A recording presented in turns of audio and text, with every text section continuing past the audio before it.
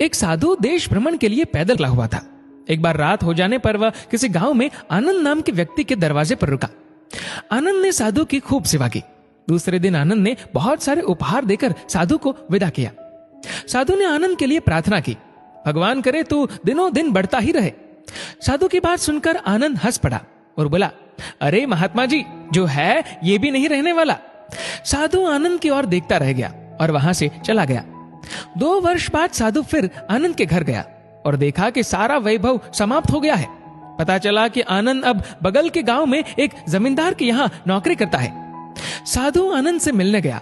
आनंद ने अभाव में भी साधु का स्वागत किया, झोपड़ी में फटी चटाई पर बिठाया, खाने के लिए सूखी रोटी दी। दूसरे दिन जाते समय साधु की आंखों में आंसू थे। साधु कहने लगा, हे भगवान, ये तूने क्या किया? आनंद पुनः हंस पड़ा और बोला, महाराज, आप क्यों दुखी हो रहे हैं? महापुरुषों ने कहा है कि भगवान इंसान को जिस हाल में रखे, इंसान को उसका धन्यवाद करके खुश रहना चाहिए।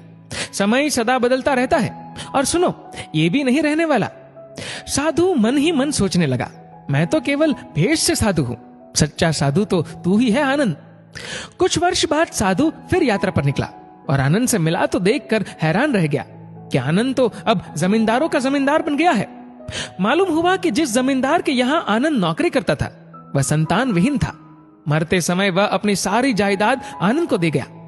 साधु ने आनंद से कहा, अच्छा हुआ वो जमाना गुजर गया, भगवान करे अब तू ऐसा ही बना रहे। ये सुनकर आनंद फिर हंस पड़ा और कहने लगा, महाराज, अभी भी आपकी नादानी बनी हुई है। साधु ने पूछा, क्या ये भी नहीं रहने वाला? आनंद ने उत्तर दिया, हाँ, या तो ये चला जाएगा या फिर इसको अपना मानने वाला ही चला जाएगा। कुछ भी रहने वाला नहीं है, और अगर शाश्वत कुछ है तो वह है परमात्मा, और उस परमात्मा की अंश आत्मा। आनंद की बात को साधु ने गौर से सुना और चला गया। साधु कई साल बाद फिर लौटता है तो देखता है कि आनंद का महल तो है, किंतु कबूतर उसमें गुटरगु कर रहे हैं और आनंद का देहांत हो गया है।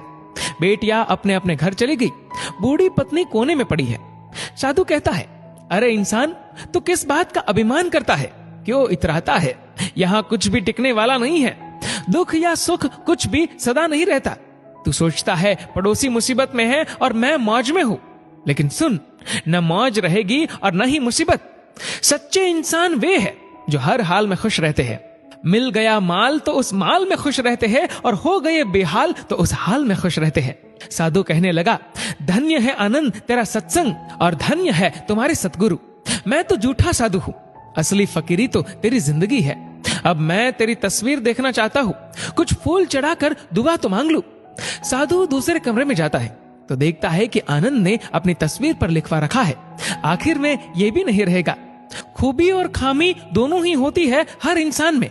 जो तराशता है उसे खूबी नजर आती है, और जो तलाशता है उसे खामी नजर आती है।